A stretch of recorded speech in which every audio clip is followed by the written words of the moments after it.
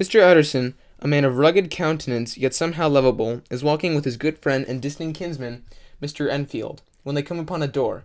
Mr. Enfield then proceeds to discuss with Mr. Utterson a strange tale of a man, Mr. Hyde, who trampled a young girl in cold blood.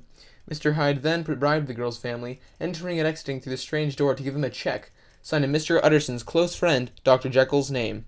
This led curious Mr. Utterson to bid farewell to his friend. That very same evening, Mr. Utterson, being a lawyer, retrieved the will of Dr. Jekyll from his safe. He was puzzled that it stated, "In the decease or disappearance of Mr. Henry Jekyll, all of his inheritance is to go to his friend and benefactor, Mr. Edward Hyde." The following day, hoping to find some clues, Mr. Utterson proceeded to meet his friend, Dr. Lanyon, and ask about the situation, for they were two old mates from college.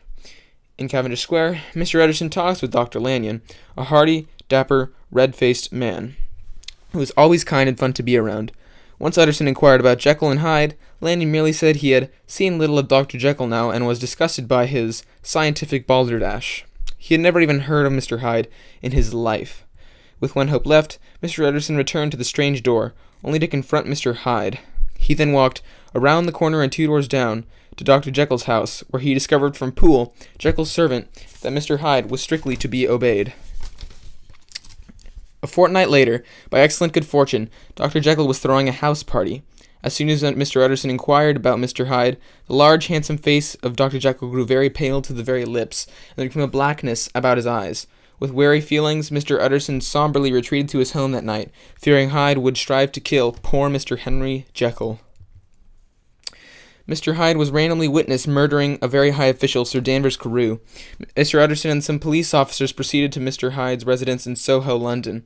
When they came upon his house, they questioned the maid on his whereabouts, only discovered he had not been home for 2 months until yesterday, and the master maid had only ever seen him twice, and proof of the murder was found. It was late in the afternoon when Mr. Utterson found his way to Dr. Jekyll's door, and eyed the dingy, windowless structure with a distasteful sense of strangeness, where he seemed to have bedded for the night. Hyde had sent him a letter, briefly explaining he had safely escaped. Later, Mr. Utterson had dinner with a colleague and friend, Mr. Guest. When he studied the letter, they found out that the letter was a forgery.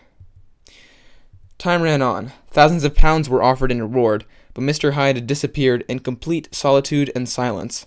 On the other hand, a once again familiar guest and entertainer came out of his seclusions. Within an odd period of days, however, Jekyll went back to his lonely, concealed lifestyle. Mr. Utterson paid a visit to Dr. Lanyon, who was so horrifically and suddenly afflicted, his own death warrant was written across his face. He proceeded to speak viciously of Dr. Jekyll.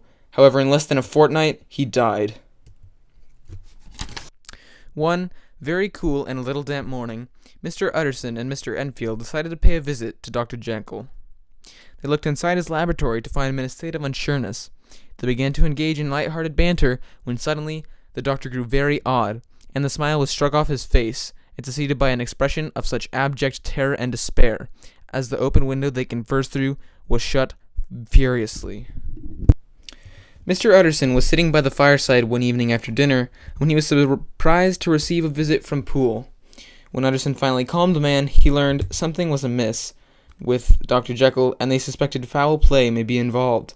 Poole urgently guides Utterson back to the residence of Dr. Jekyll, where Mr. Utterson and the servants of the house prepared to launch an attack, only finding that Mr. Hyde, who had been posing as Dr. Jekyll, committed suicide. Instantly, they all began searching for any clue to where Dr. Jekyll or his body was, and they had no luck. In the end, they found some final letters addressing to Mr. Utterson the true story, explaining the enigmatic, mysterious, strange case of Dr. Henry Jekyll and Mr. Edward Hyde. Thanks for watching.